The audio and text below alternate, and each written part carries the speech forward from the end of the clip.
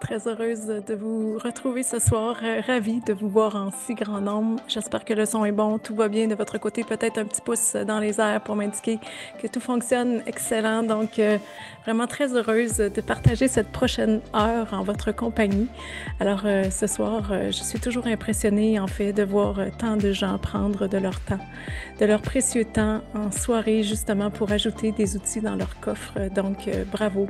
Je vous remercie encore une fois et ce soir, un peu fébrile, toujours un peu en début d'événement, bien sûr, fébrile, mais très enthousiaste, mais surtout rempli de gratitude. Vous savez, oui, très enthousiasme d'avoir encore une fois la chance de partager des outils concrets, efficaces, qui peuvent avoir un impact, qui peuvent, oui, soutenir concrètement les enfants dans leur intelligence émotionnelle, dans la gestion de leurs émotions.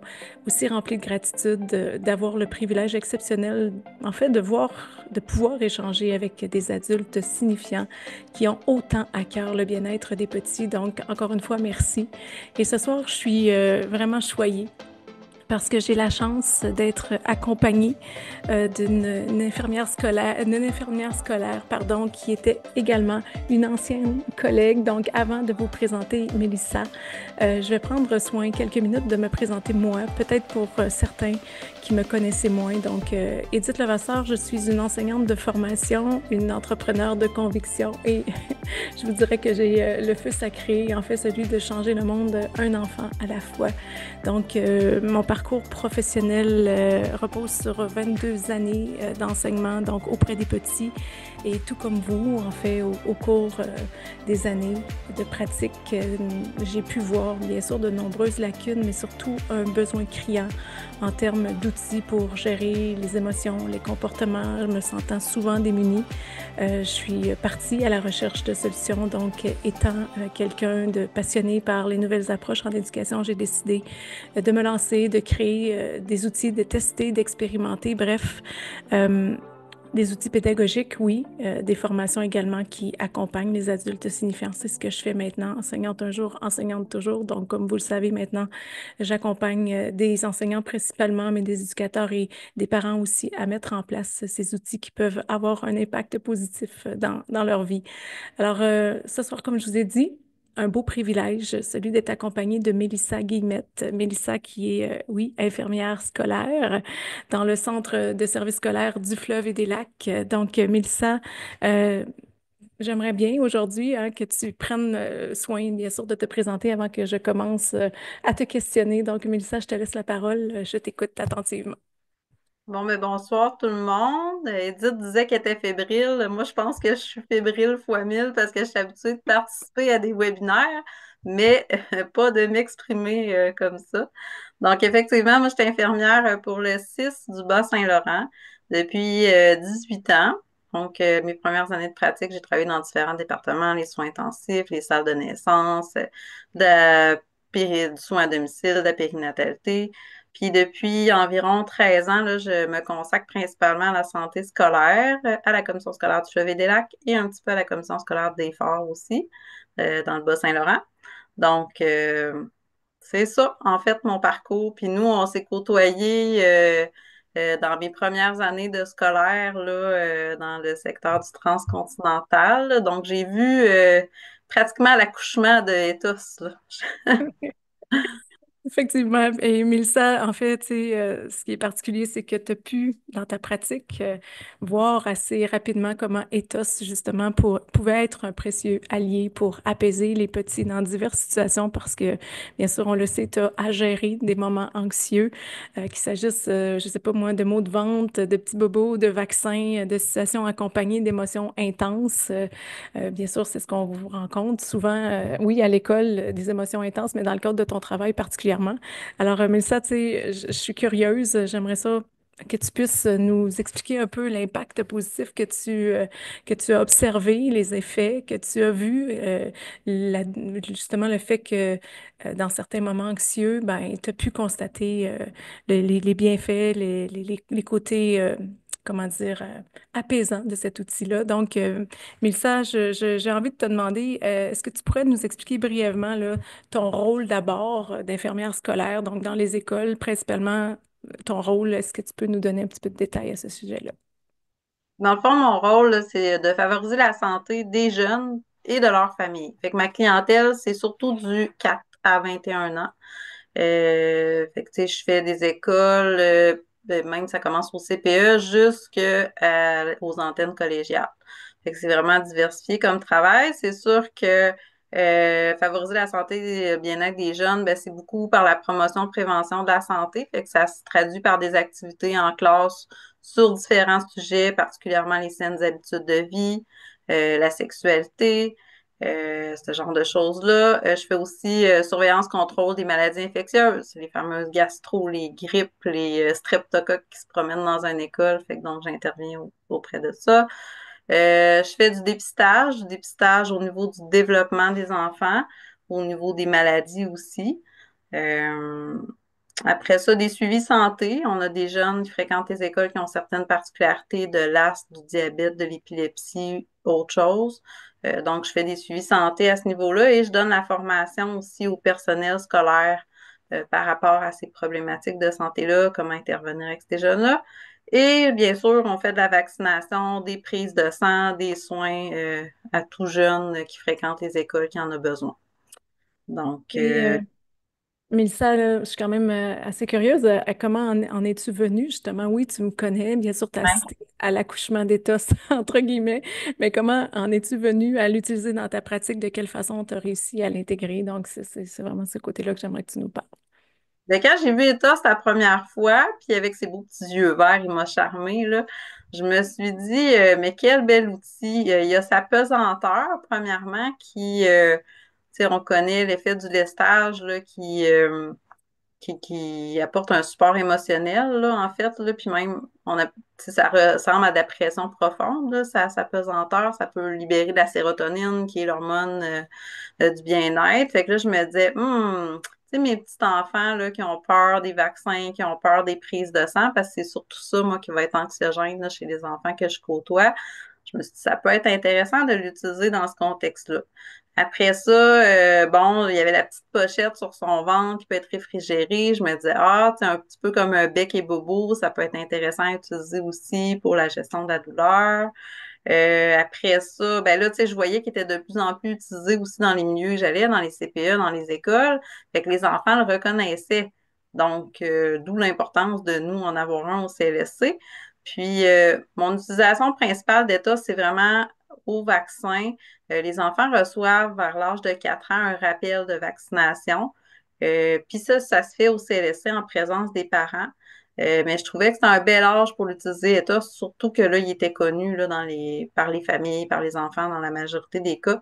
Donc, c'est vraiment mon assistant personnel à la vaccination pour les 4 ans. Excellent. Puis dis-moi, Mélissa, tu sais, les principaux défis émotionnels et anxieux que tu observes chez les jeunes dans le cadre de ton travail, qu'est-ce que c'est particulièrement? Ouais, ben, surtout pour des soins de santé un peu moins agréables, comme les vaccins, des prises de sang. Mais tu sais, l'enfant, souvent, va se faire des scénarios, tu sais, il y a de l'imprévisibilité, il ne sait pas comment ça va se passer, ça va-tu faire mal, je vais-tu être tout seul, je vais-tu pleurer? Fait que tu sais, c'en est un défi émotionnel, ça, là. Fait que, tu sais, d'utiliser Ethos, ben, ce qu'on fait maintenant, c'est qu'avant cette vaccination-là, les infirmières, nous allons en classe rencontrer les enfants et puis leur expliquer, tu sais, comment ça va se passer, qu'est-ce qui va arriver, où est-ce qu'ils vont être, leurs parents vont être là. Puis on fait vraiment une pratique de vaccination avec eux. On leur explique aussi c'est quoi un vaccin, puis à quoi ça sert dans le corps. Je trouve ça important que l'enfant le sache là, pour savoir pourquoi on fait ça.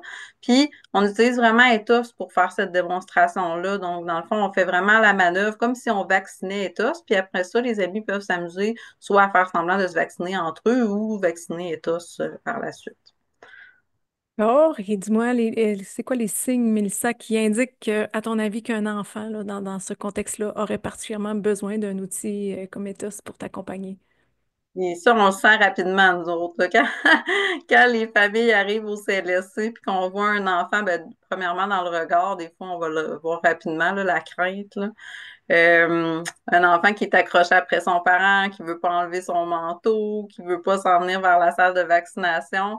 On sent que ça va être pas facile, là. C'est pour ça que je mets toujours Ethos bien à la vue à l'entrée du local de vaccination pour que quand je sens qu'un enfant est vraiment plus anxieux, ben, que son regard s'accroche rapidement dessus, puis ça me permet de l'apporter comme outil, là, de permettre de lui prendre. Puis des fois, je vais rappeler l'activité qu'on a eue en classe, on va refaire une pratique avec Ethos, on prend le temps de le faire avant, là, puis souvent, ça se passe super bien finalement, là. Puis je dirais même que la majorité des enfants, maintenant, je suis capable de les vacciner seuls sur la chaise, puis il n'y a pratiquement pas de pleurs, là. C'est vraiment en beauté, là. Et est-ce que tu aurais, tantôt on discutait juste avant la rencontre, est-ce que tu aurais, je sais pas moi, une situation concrète justement à nous partager où ETA, ça fait justement une différence là, pour un enfant anxieux? Ouais, ben ce que je te disais, c'est justement depuis qu'on fait la préparation en classe, on voit vraiment la différence, là, les enfants en classe et en CPE. Les enfants arrivent vraiment plus calmes et plus préparés. Mais il y a des enfants qui fréquentent pas ou qui sont absents ces journées-là qu'on va. Donc, c'est arrivé, là, une petite fille, là, dernièrement, qui est venue en vaccination. Puis là, je l'ai vue tout de suite dans ses yeux, là. Quand j'ai ouvert la porte, là, oh, j'ai dit, ça sera pas facile. Puis là, je la reconnaissais pas. Puis là, le père m'a dit, non, non, elle était absente la journée que tu es venue. Fait que là, elle est rentrée dans la salle, puis son regard s'est tout de suite accroché sur Ethos. Fait que là, j'ai dit, tu le connais, mais là, il l'avait à la maison, fait que ça donnait vraiment bien, puis elle le connaissait par l'école aussi. Fait que, tu sais, là, j'ai vraiment fait avec elle, ben, j'ai tout expliqué, là, bon, pourquoi le vaccin, tout ça, puis on a fait la pratique sur le toutou, elle l'a fait elle aussi. Tu sais, c'est ça. Fait que ça a vraiment apaisé, là. Puis elle, tu sais, souvent, je vais permettre aux enfants de le prendre sur eux, c'est le désir, puis de faire un gros câlin pendant le vaccin aussi. Moi, ça me permet que les bras bougent pas, puis en même temps, pour eux autres, c'est l'effet apaisant là, du poids de ce magnifique assistant-là. Là. Il y a aussi autre petite question que je me pose, comment tu conseilles en fait aux parents? Parce que oui, quand à la vaccination, souvent, bien sûr, les enfants sont accompagnés de leurs parents, mais comment tu conseilles aux parents d'utiliser ETOS justement dans leur quotidien pour mieux gérer les émotions? Est-ce que tu leur donnes des conseils particuliers? Ouais, ben en fait, tu sais, pour le poids, puis même des fois, j'en parle aux parents de cet outil-là parce que, bon, quand ils ne connaissent pas, ben là, ils apprennent à le connaître, puis tout ça, puis l'enfant, souvent, va dire oui, on l'a à l'école. Mais, tu sais, le poids peut être apaisant pour des enfants qui ont des problématiques de sommeil aussi, là, des fois, là, pour les techniques de respiration. Je sais que la technique avec ses doigts, tu sais, des fois, ça, je vais le conseiller, là, comme outil. Euh, tu sais, là, souvent, c'est ça. Je le parle que l'effet du poids, la libération de sérotonine, comme je parlais tantôt, qui amène le calme, le mieux-être, la sérénité. Fait que ça aide. Souvent, je vais conseiller aussi aux parents de mettre du froid après les vaccins si l'enfant a de la douleur là, au niveau des bras. Mais là, ce qui est le fun avec Ethos, c'est que c'est ça, il y a le petit sac qui peut être réfrigéré. Fait que si le parent l'a, je conseille d'utiliser Ethos. Donc, c'est à peu près ça là, ce que je peux faire avec cet outil-là pour les parents. Excellent. Puis, est-ce que tu pourrais nous donner aussi, on en a parlé un petit peu ensemble, les erreurs courantes que les adultes vont faire lorsque justement ils tentent d'apaiser un enfant anxieux? Comment éviter ces erreurs-là? Tu sais, on se parlait de ça justement.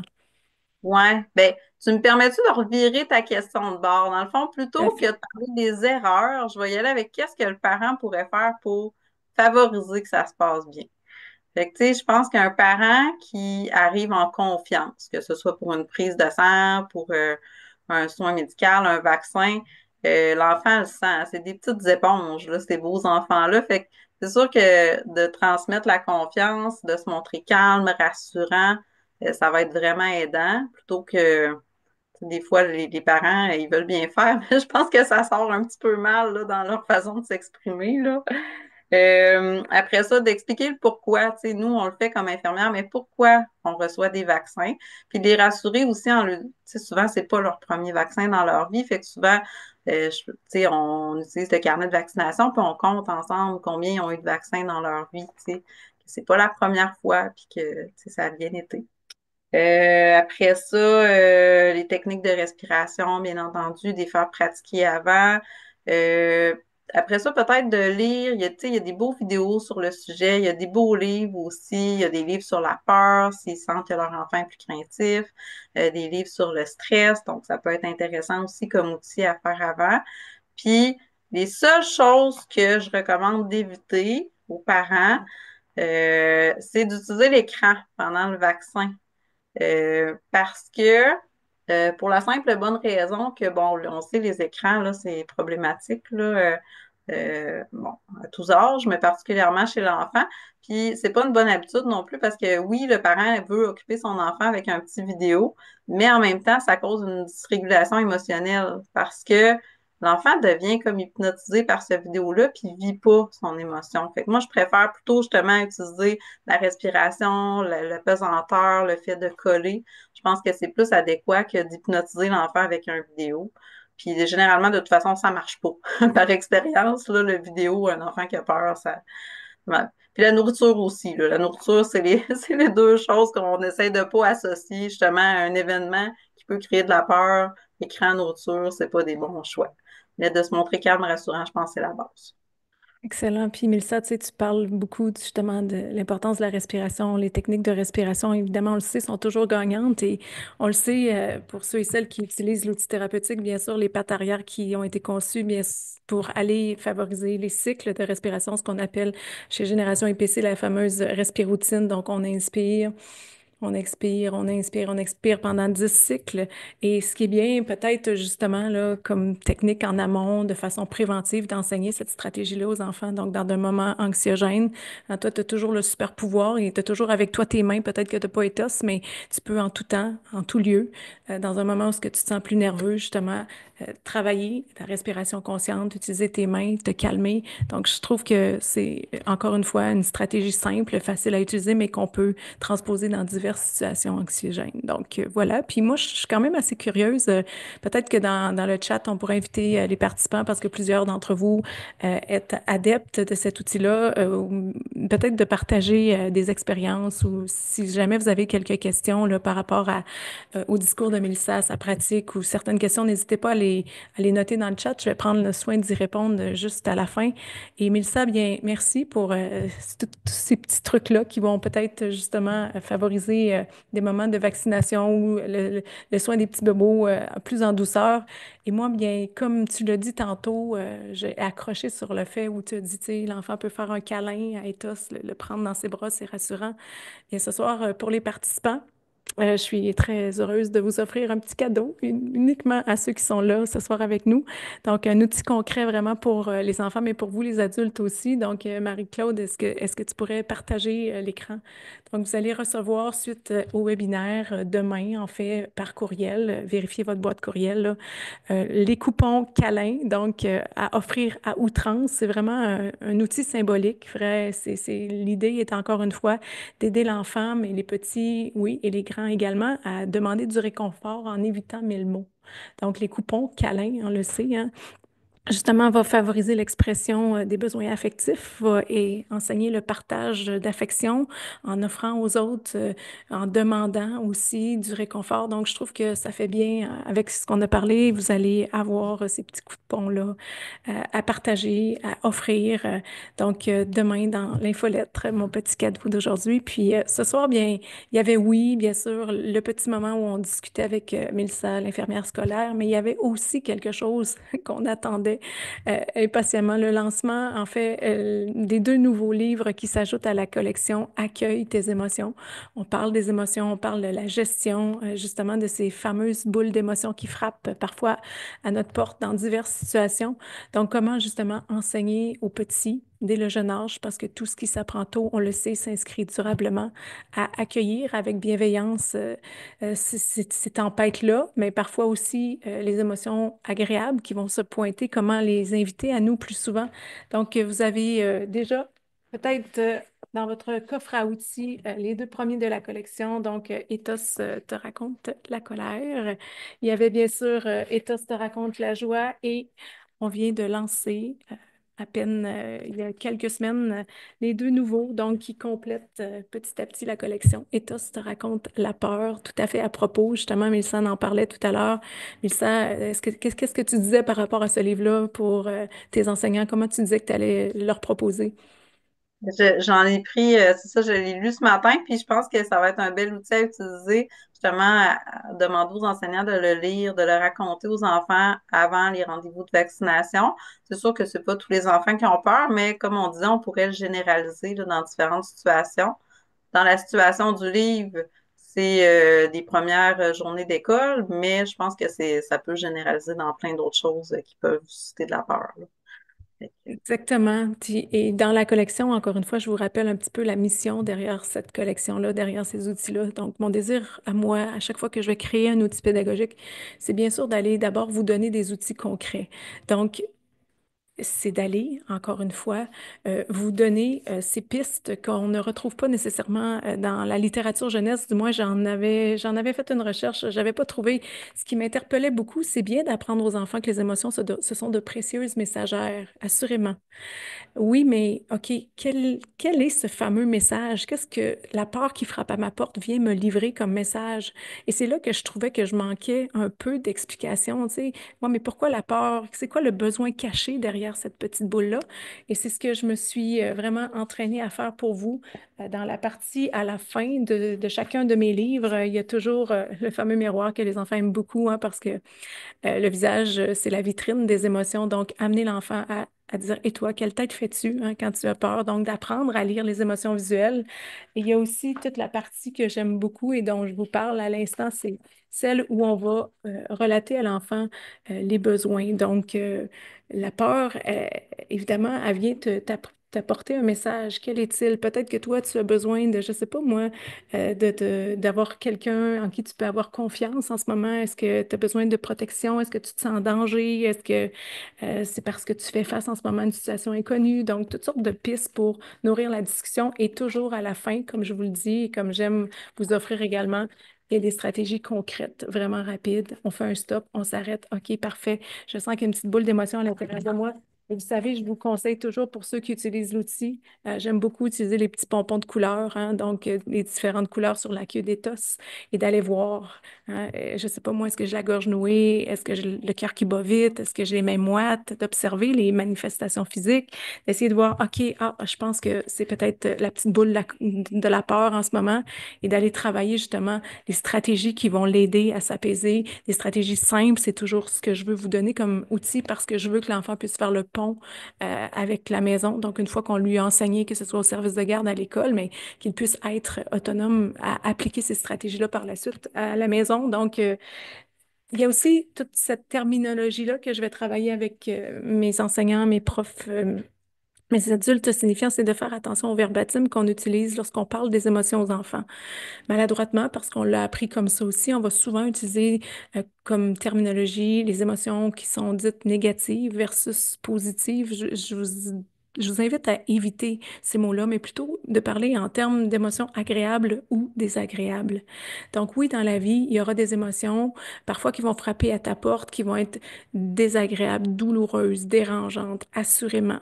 Mais les émotions, hein, elles sont toujours saines, elles ont toujours un précieux message à te livrer, elles ont toujours justement quelque chose à t'apprendre. Donc, si tu prenais le temps de t'asseoir puis d'aller observer ce qui se passe à l'intérieur de toi, mais de comprendre le message. Donc, oui, les émotions dites désagréables, moi, j'aime beaucoup apprendre aux enfants à réguler les émotions désagréables, mais est-ce qu'on pourrait aussi leur apprendre à inviter plus souvent à l'intérieur d'eux les émotions dites agréables? Hein, donc, sur la queue d'étos, la joie, l'amour, la sérénité. Donc, comment moi, je peux dans un moment où je me sens anxieux, je ne sais pas moi, comment je peux apprendre à ralentir, à respirer, à me reconnecter à l'instant présent. Donc, des trucs concrets, justement. Donc, je vous invite encore une fois à poursuivre vos réflexions, à découvrir plus d'outils pratiques, à être curieux, à vous rendre sur la chaîne, à vous y abonner. La chaîne YouTube, elle est nourrie même avant les réseaux sociaux. Donc, les exclusivités en termes de rituels, de stratégies, de techniques que je vous partage qui sont gratuites, bien sûr, et qui peuvent vous inspirer. Donc, je vous invite à aller fréquemment voir tout ça.